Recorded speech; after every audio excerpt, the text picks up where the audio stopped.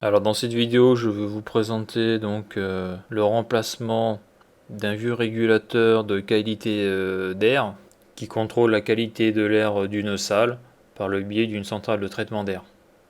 Donc je vais le remplacer par un RLU 220 et par une sonde QPA 2002D de Siemens. Donc le client se plaint que dans sa salle ça sent mauvais et qu'il y a de l'humidité, donc de l'eau qui condense sur les murs. Donc en réalité le régulateur donc de CO2, donc de qualité d'air, est mort et donc la centrale de traitement d'air est en 100% air recyclé. Alors voici le SER 61.1. Donc c'est lui qui est le régulateur de qualité de l'air. Et donc c'est lui qui ne fonctionne plus. Et dans la salle, il y a une sonde de qualité de l'air qui est la QPA 61.1. On voit sur l'appareil en haut à droite son raccordement avec 4 fils sur les bornes G8, B8, U8, M8.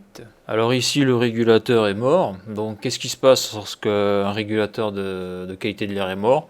Et bien dans ce cas-là, donc le servomoteur du registre d'air, donc R9, R repris, R recyclé, est fermé. Ça veut dire qu'il est en 100% recyclage. Parce que la sortie du régulateur d'air, donc le SER 61.1, sa sortie sort du 0 volt. Et donc il y a 0% d'air neuf qui rentre dans la salle. Ce qui fait que comme une centrale de traitement d'air ça tourne 24 h sur 24, 7 jours sur 7, mais il arrive qu'à un moment donc les gens viennent, il y a du monde, donc les odeurs ne sont pas évacuées, l'humidité reste dans la salle et donc avec le temps qui passe, ça pue. Donc ça sent mauvais, ça pue et en plus dans cette salle-là, il y avait de la condensation sur les murs. On voyait que le matin ça coulait sur les murs de la salle, quoi. Donc comme le régulateur est HS, donc je décide de l'enlever ainsi que la sonde, comme les deux vont ensemble et bon ils ont une vingtaine d'années. Je décide donc de les remplacer par un RLU. Mais avant, je contrôle que le servomoteur de mélange fonctionne correctement et que lorsque le servomoteur de mélange est sur 10, donc 100% d'ouverture, je m'assure que je rentre bien en 100% R9. Parce que je sais que quand il est à 0, je suis en 100% air recyclé. Donc là, je fais quelques tests pour m'assurer du bon fonctionnement du registre. Donc là, je lui ai mis mon volet de mélange sur 10. Ça veut dire que je suis en 100% R9. C'est-à-dire qu'il n'y a pas de recyclage avec l'air qui vient de la salle. Et là, je peux voir que ma température, je ne sais pas si on va le voir, on peut voir que ma température de soufflage est à 20 degrés, ma température à l'intérieur est de 18,8 degrés et ma température extérieure est de 0,8 degrés. Donc là, j'ai chuté, je vais laisser un petit peu comme ça 5 minutes et on va voir que ça va encore chuter. Et après, je vais fermer le volet d'air. Donc là on constate que la température de la salle chute. Je suis à 18,7. 18,7 et ma température de soufflage chute aussi, je suis à 19,7. Donc après je vais le remettre en auto. Parce qu'au début je croyais que ce servomoteur ne marchait pas. 19,6, voilà, ça a encore chuté. Donc maintenant je vais le remettre en auto. Donc là il est sur 10. Donc là on est en 100% R9. D'accord. Donc là j'ai fait ça pour pouvoir le maintenir. Maintenant je vais l'enlever. Voilà. Et là il va se fermer.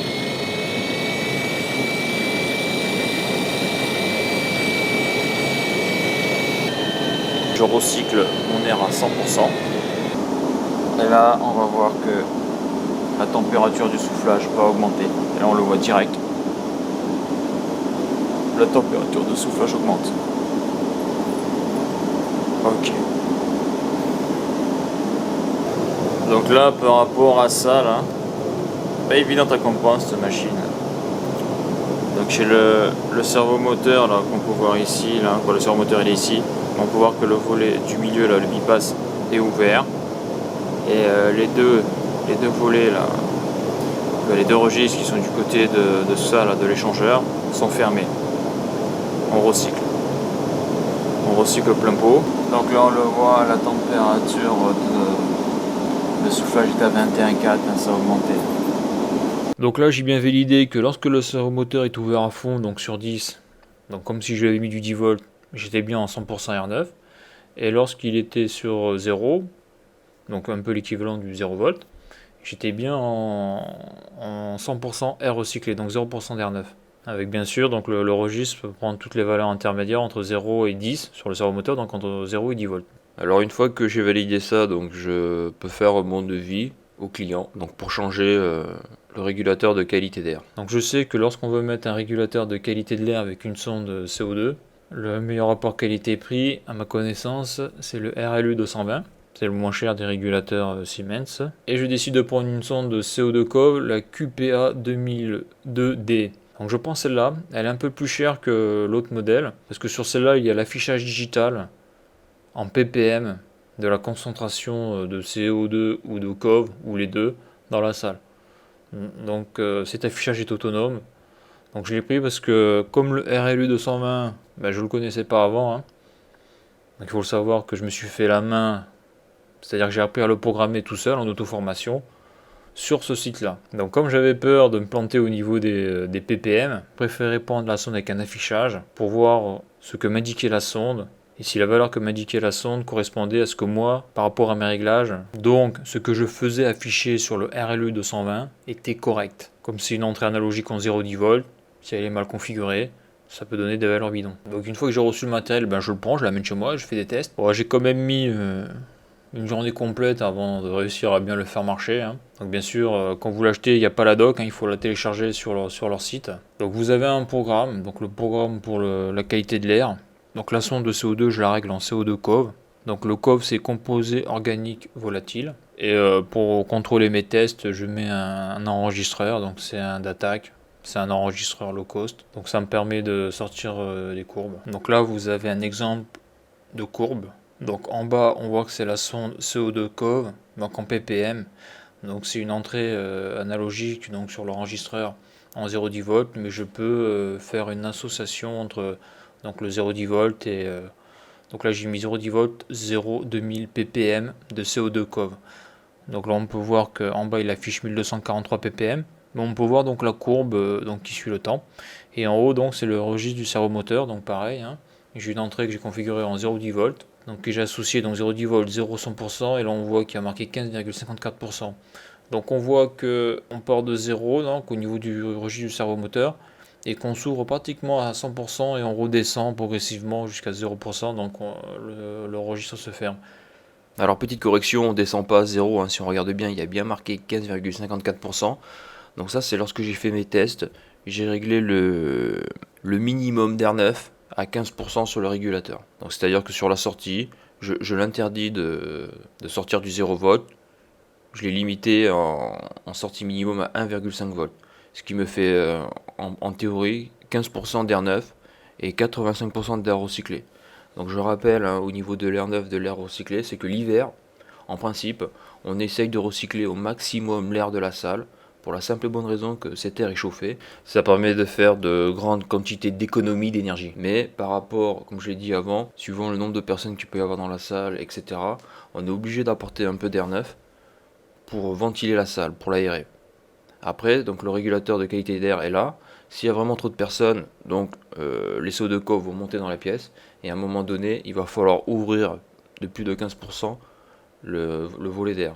Par exemple, amener 30% d'air neuf, 40% d'air neuf, voire même si la salle est blindée de personnes, monter jusqu'à 100% d'air neuf et même en hiver.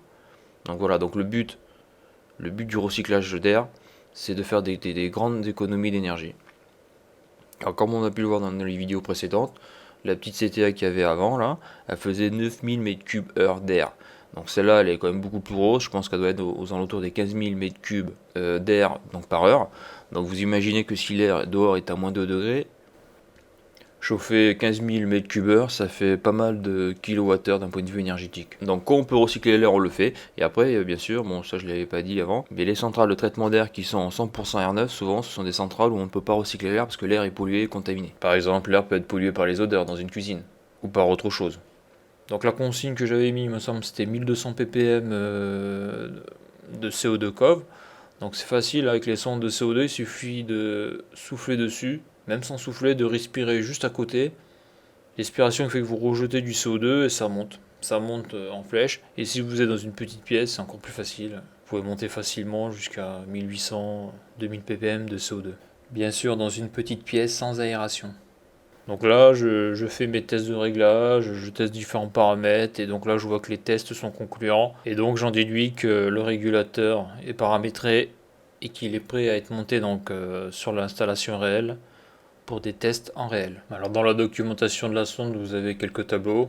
Donc là, vous avez le tableau du CO2, c'est-à-dire le comportement de la sonde, vous voyez, en 0,10 volts, 0,2000 ppm de CO2. Et là, vous avez le comportement de la sonde, donc 0,10 volts et 0,100% de COV, donc composé organique volatile. Et vous avez aussi la possibilité de mettre les deux en même temps. Donc là, moi, je l'ai réglé en CO2 COV.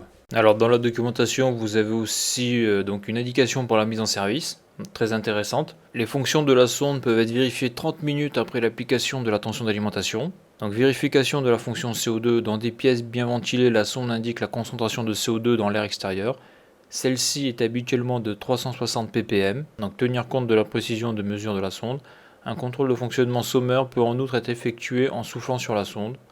Notez dans ce cas que le délai de réponse de la sonde a été volontairement allongé, constante de temps de 5 minutes. Donc vérification de la fonction COV, donc les COV c'est les composés organiques volatiles.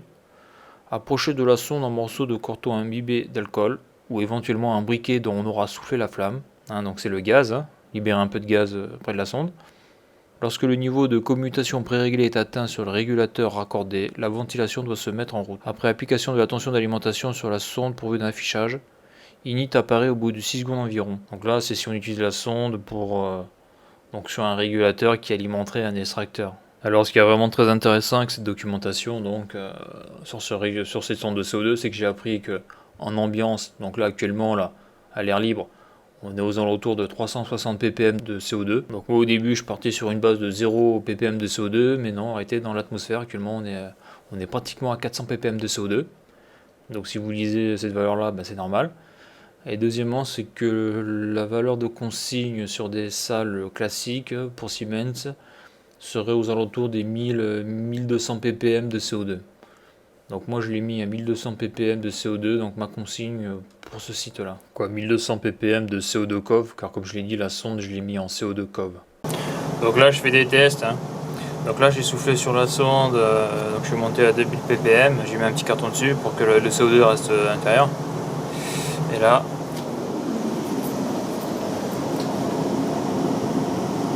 on peut voir que mon volet de mélange il est ouvert à 100%. Donc 100%, c'est-à-dire que là je suis à 100% R9. Donc là je suis en CO2 COV, mes ppm sont en train de chuter là. Donc là j'ai mis une consigne à 1200 ppm.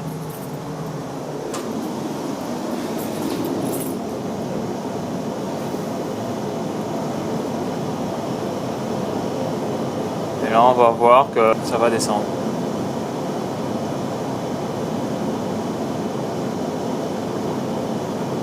Ça va descendre bientôt, quand je vais me rapprocher des 1200.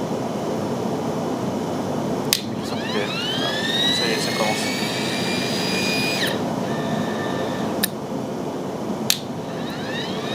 On commence à réguler. Bon, comme la salle est vide, je devrais descendre assez vite sous les 1200 ppm.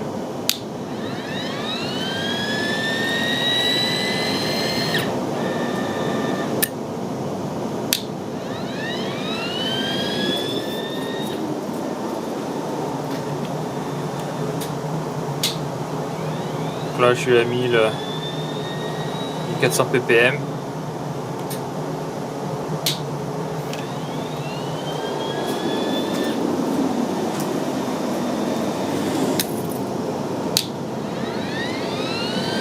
Ça régule.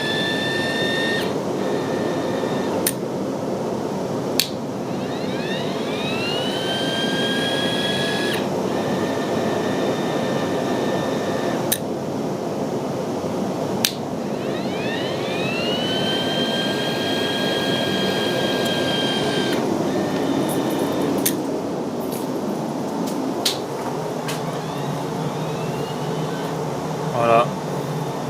Il est à 1200. À 1200, il devrait être fermé. Voilà, là il doit être fermé.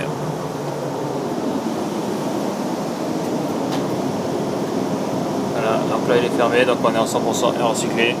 Je vais aller voir au niveau de la sonde dans la salle. Donc voilà la sonde. Voilà comment ça se présente. Donc là c'est là j'ai pris avec l'affichage pour être sûr au niveau des réglages.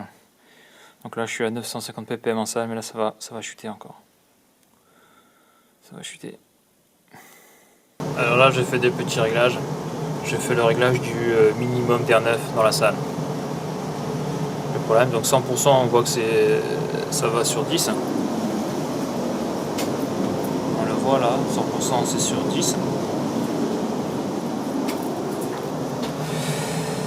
Donc si je mets sur 0, ça va aller sur 0, mais c'est...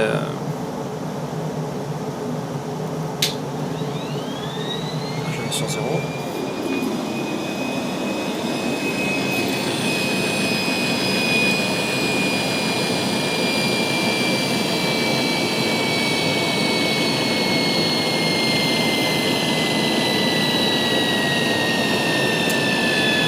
Donc là on le voit là.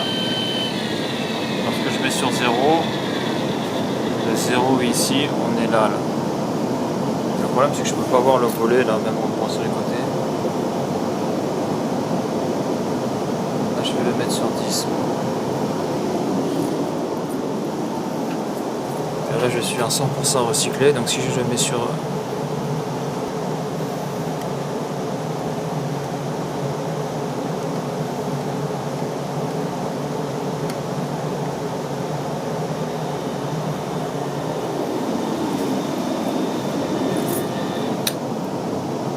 Il est là sur 10, il est ici. Donc là je l'ai mis sur 20.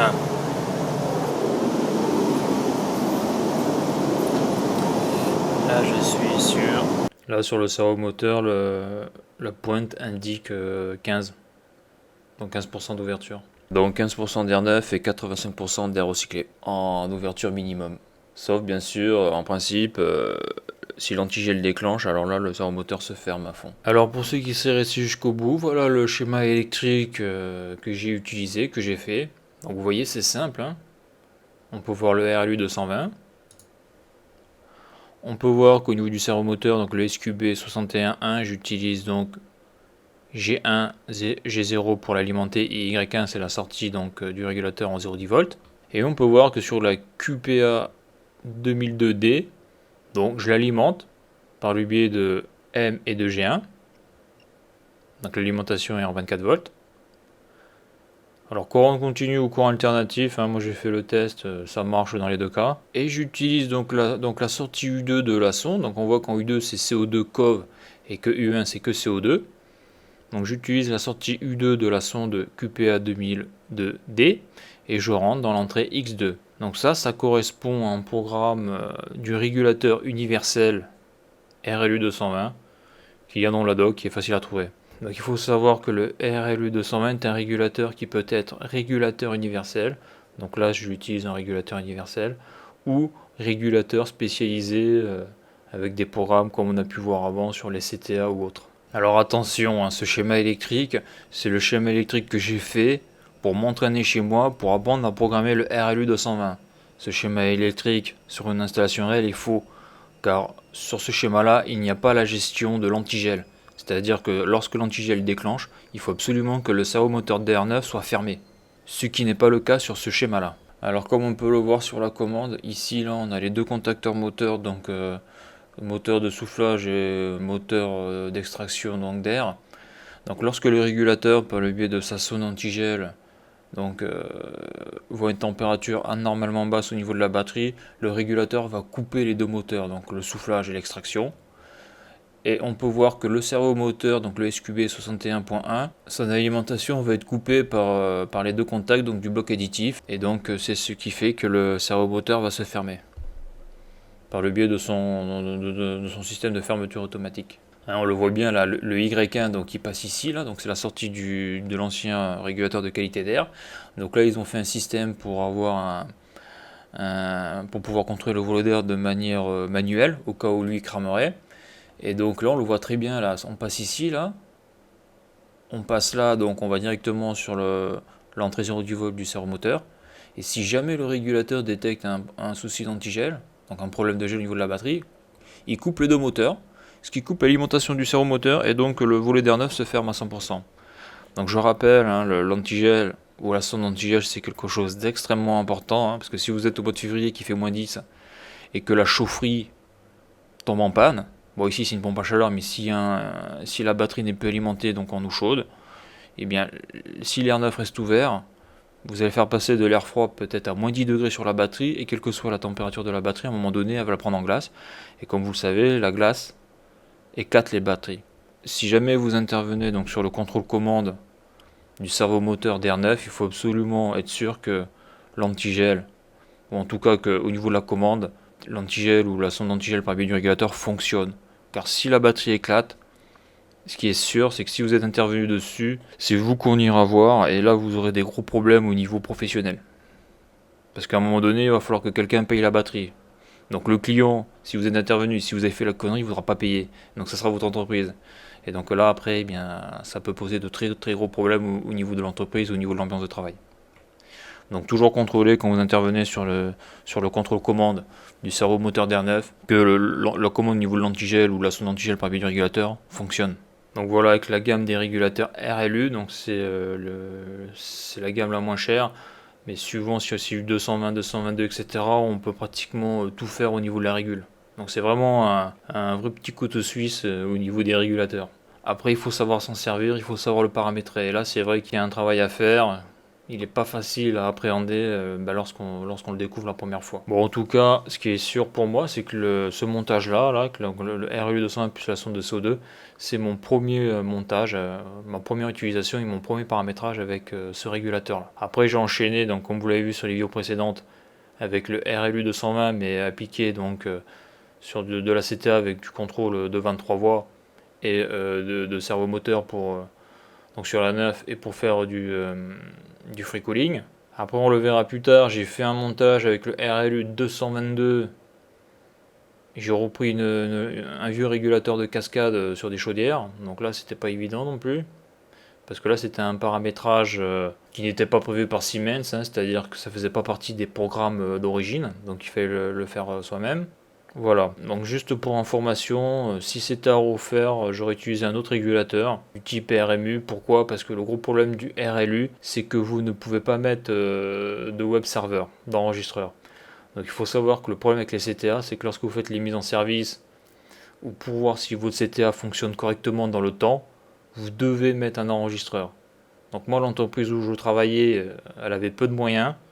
Et c'est vrai que quand j'ai demandé un enregistreur pour mettre sur ma sortie en 0,10 volts, pour savoir comment se comportait ma sonde CO2 COV lorsqu'il y avait du monde dans la salle, et comment se comportait le servomoteur du registre, pour voir si tout allait bien, parce que bien sûr, sur une installation qui marche 7 jours sur 7, 24 heures sur 24, vous ne pouvez pas rester devant. Donc il faut un enregistreur. Donc ça, j'ai pas pu le faire, donc ça veut dire que ma centrale tourne, mais j'ai pas pu valider vraiment, j'ai pas pu aller jusqu'au bout de la mise en service du contrôle. Donc avec les RMU, ce qui est bien, c'est que vous avez le bus KNX, et je sais que Siemens fait des petits web serveurs, donc vous pouvez enregistrer les valeurs de température à l'intérieur, ok, et après vous pouvez venir une semaine après ou X jours après avec un PC et télécharger les données. Alors lorsque je dis qu'il enregistre les valeurs de température, en réalité il enregistre toutes les valeurs, il enregistre les variables du régulateur. C'est-à-dire les entrées analogiques et les sorties analogiques. Et après, vous voyez, un peu comme ce que j'ai fait avec le DATAC, vous voyez comment ça s'est comporté et vous voyez si ça a bien réagi ou pas. Voilà. Donc alors voilà pour ça. Donc dites-moi dans les commentaires quel matériel vous auriez utilisé pour faire ce travail-là. Allez, à bientôt pour la prochaine vidéo.